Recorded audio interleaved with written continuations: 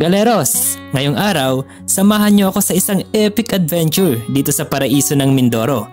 Let's go!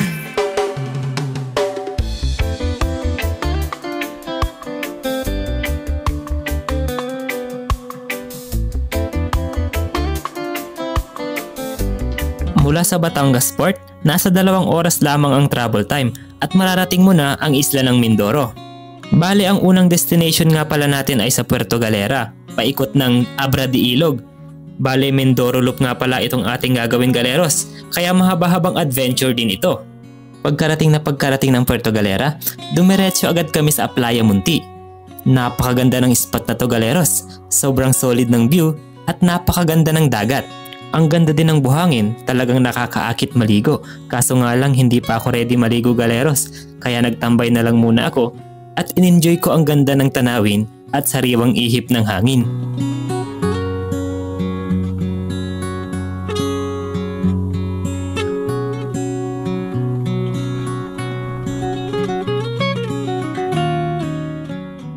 Ang susunod naman natin na pupuntahan, Galeros, ay ang Puerto Galera Mangrove Conservation and Ecotourism Area.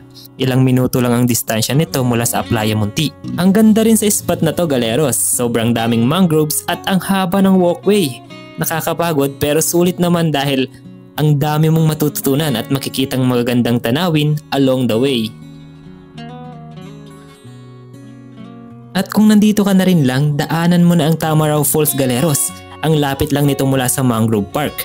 Pwede kang huminto dito saglit at mag-picture-picture.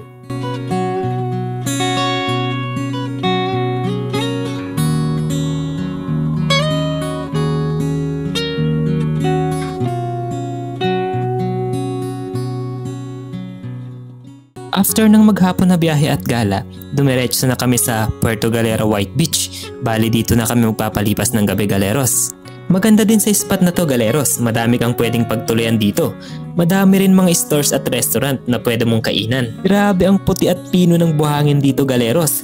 Perfect na perfect din para mag-sunset viewing.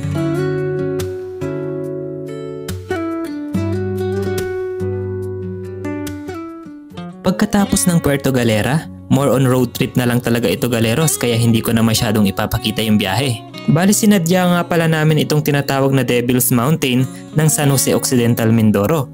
Nasa kabilang part na tayo ng Mindoro ngayon, Galeros. Nakaka-amaze ang shape ng mga bundok dito, Galeros. Para kang nasa ibang planeta na. Matutulis na parang ngipin o kaya naman ay sungay. Depende na lang talaga sa imagination mo, Galeros. Bali, dito na rin pala kami magpapalipas ng gabi, Galeros.